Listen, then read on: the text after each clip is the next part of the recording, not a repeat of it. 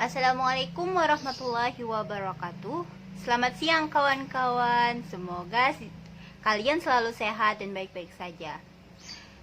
Alhamdulillah kita bertemu lagi di mata kuliah pengetahuan lingkungan pertemuan ke-14.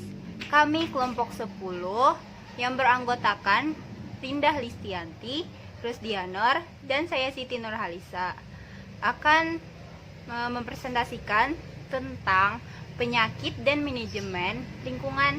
Nah, saya mempresentasikan topik ke-30 yang judulnya Waterborne Disease, Airborne Disease, Fieldborne Disease, dan cara penanggulangannya. Dan next selanjutnya saya presentasikan. Kita masuk ke airborne disease dulu.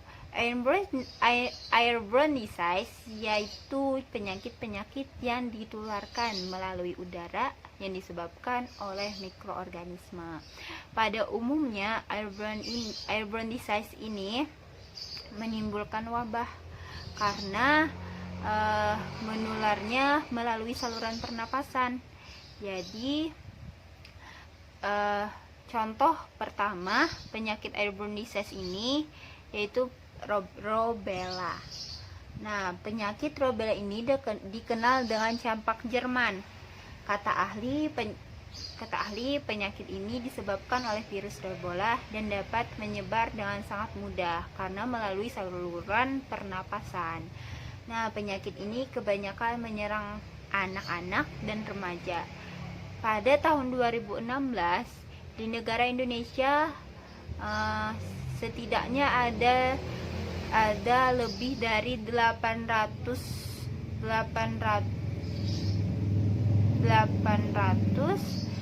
kasus rubella yang sudah terkonfirmasi.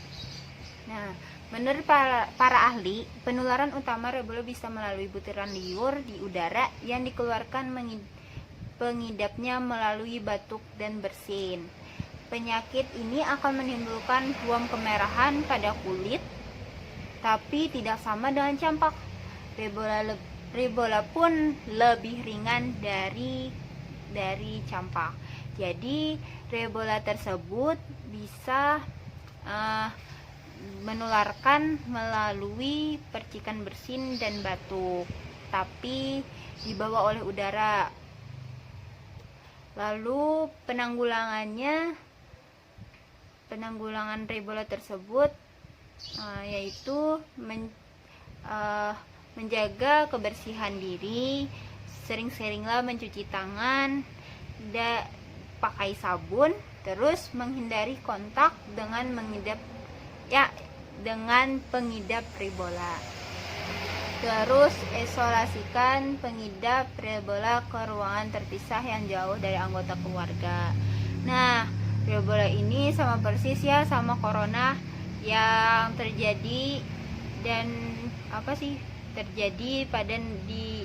di negara kita sekarang.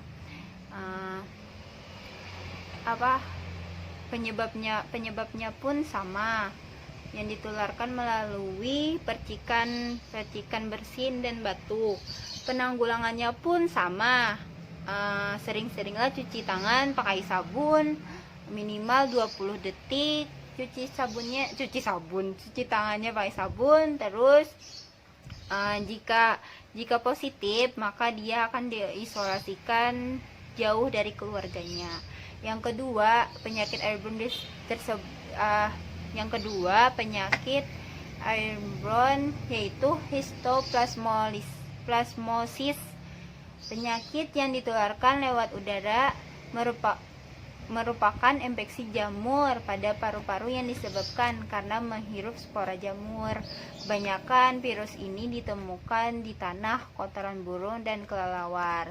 Jadi kebanyakan penyakit histoplasmosis ini ditemukan di tanah, di kotoran burung dan kelelawar, lalu dibawa oleh udara, lalu terinfeksi dengan kita. Semoga kita dijauhkan dari penyakit tersebut. Nah, spora jamur ini akan masuk ke dalam paru-paru ketika seseorang bernapas. Jadi kalau kita sudah tahu jamur itu beracun, jangan dekatin gitu. Nah, karena dia bisa bisa menularkan melalui pernapasan gitu. Terus histoplasmolisis ini memunculkan gejala jika seorang menghirup spora jamur dalam kadar yang banyak. Umumnya gejala ini baru-baru akan muncul 3-17 hari setelah terpaparnya. Gejala bisa berupa sakit kepala, nyeri otot, batuk kering, demam, dan sesak napas. Jadi munculnya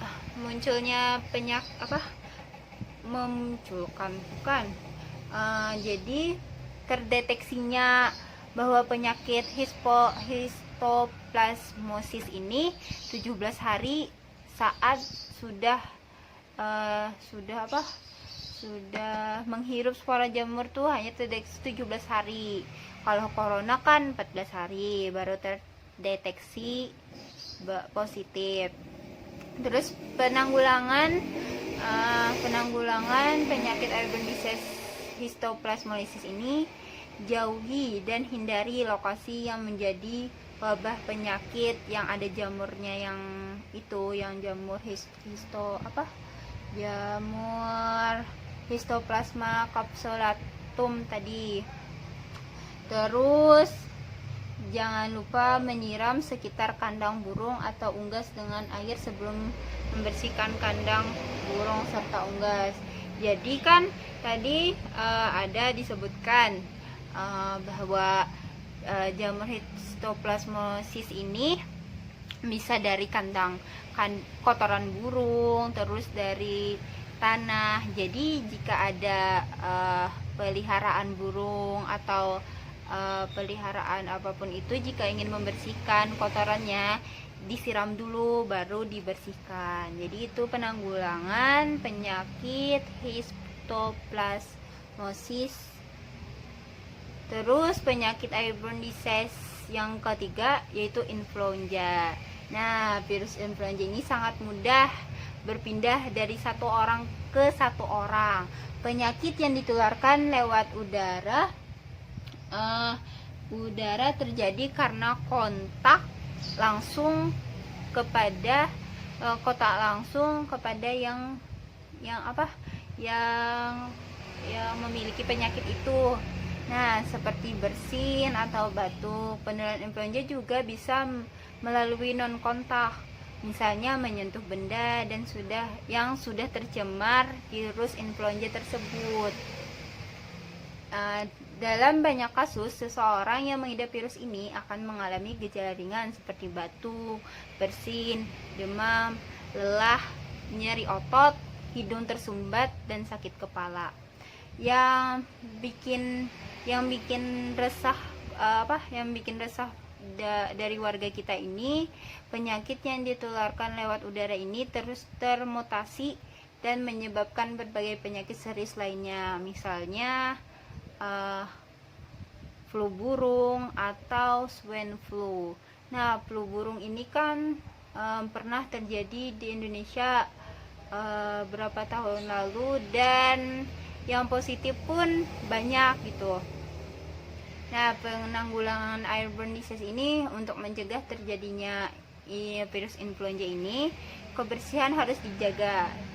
Terus selalu mencuci tangan dan menggunakan masker saat bepergian, terutama jika orang yang sekitar ada yang mengidap flu.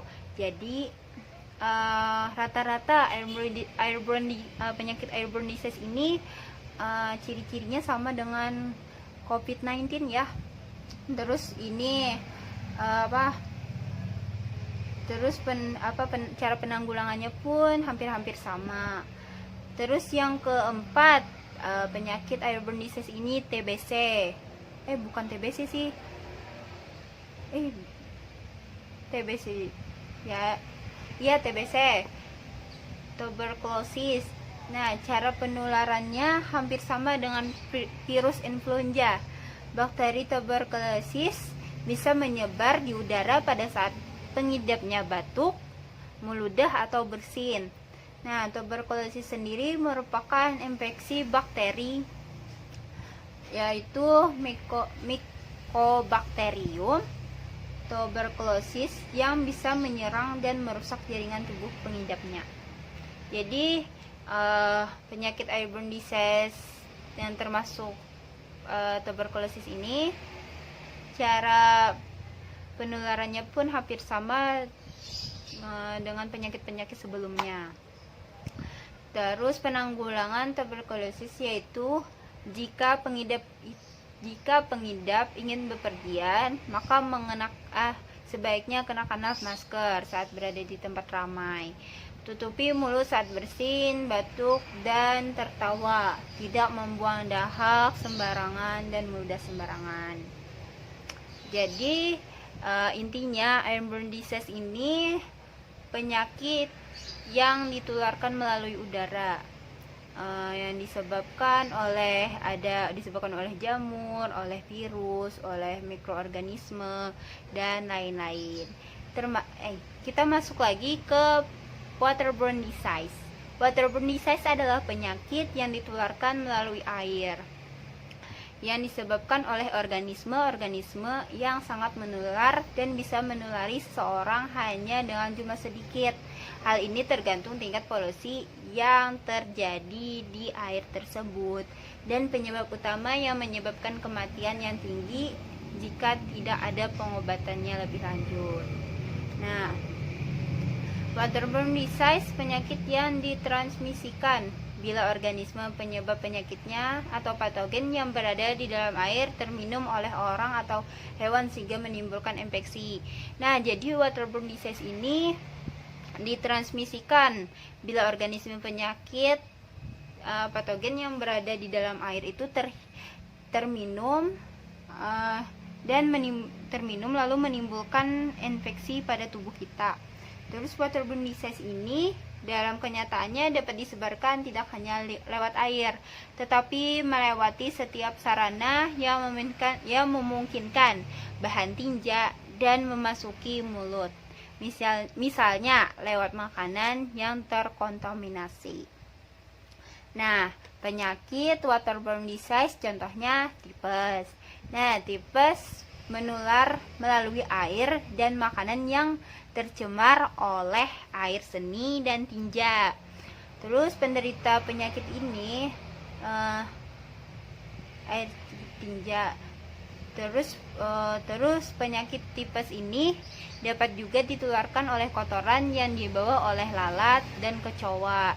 Jadi hati-hati jika makanan itu terbuka gitu.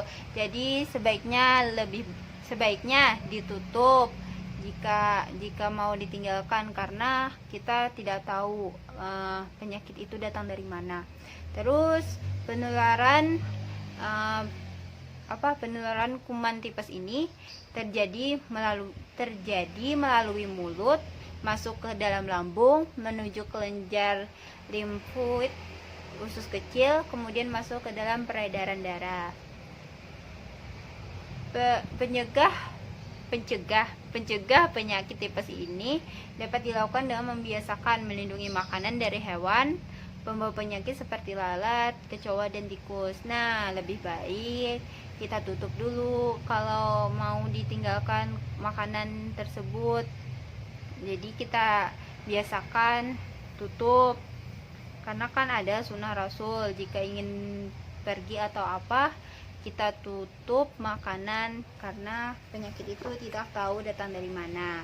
Terus mencuci tangan dengan sabun setelah buang air dan sebelum makan, serta menghindari membeli jajanan di tempat-tempat yang kurang bersih. Lebih baik kita bawa bekal dari rumah, karena kita menjaga kehigienisan makanan tersebut.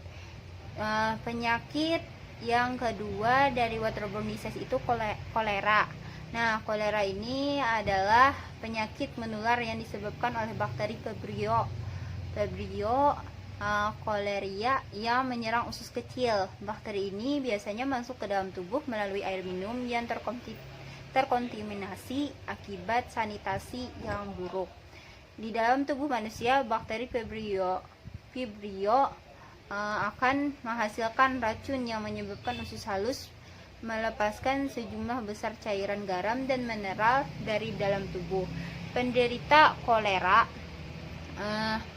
akan mengalami gejala mulai dari diare hebat, kram perut, mual, muntah, hingga dehidrasi. Kolera dapat menyebar luas dengan sangat cepat, terutama di lingkungan yang tidak bersih.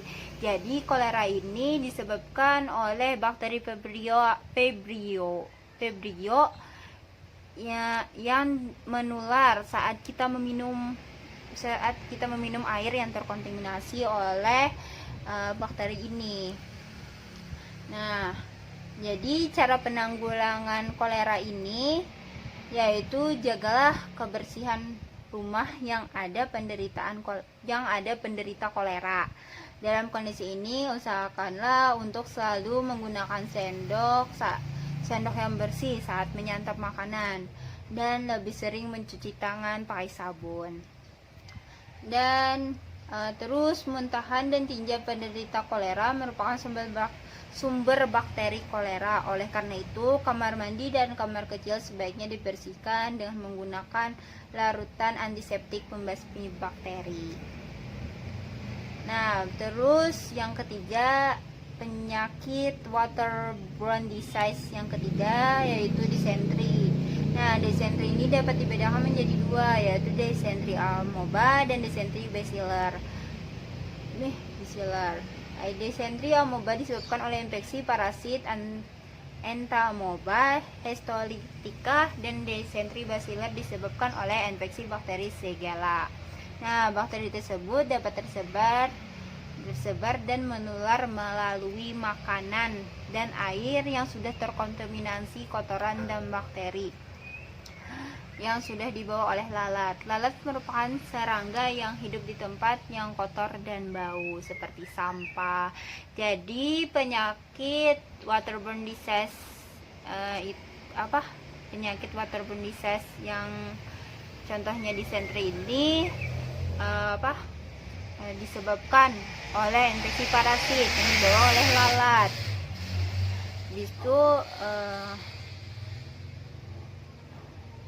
Dan pencegahannya dapat dilakukan dengan mengantisipasi penyakit disentri dengan memperhatikan pola hidup sehat dan bersih, menjaga kebersihan makanan dan minuman dari kontaminasi kotoran dan serangga pembawa bakteri, dan membiasakan untuk selalu mencuci tangan sebelum makan. Nah, penyakit waterborne disease yang keempat yaitu hepatitis A. Gejala meliputi rasa lemas, tidak enak badan, hilangnya nafsu makan, sakit perut, sakit pada persendian, dan demam. Penanggulangan hepatitis A ini dapat mencegah dengan penanganan makanan secara higienis dan pemanasan yang merata. Katanya hepatitis A ini jangan bersamaan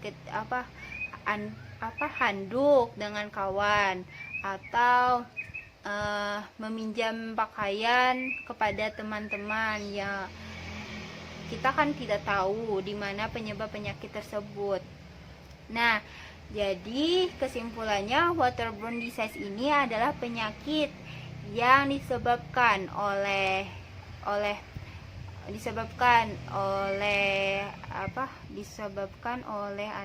bukan antibakteri sih, yang disebabkan oleh organisme-organisme yang melalui air. Contohnya seperti percikan batuk, percikan flu. Jadi astagfirullahaladzim.